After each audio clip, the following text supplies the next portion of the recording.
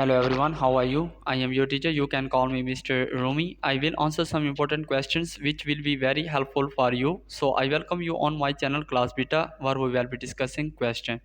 The following information is for S&P Enterprises for the month of September. Direct materials $82,000, direct labor $51,000, variable manufacturing overhead $32,000, fixed manufacturing overhead $30,000, variable selling expense $16,000, fixed selling expense $15,000, variable administrative expense $9,000, fixed administrative expense $18,000. Into your answer as a total period cost for the month of September was dollar whole number.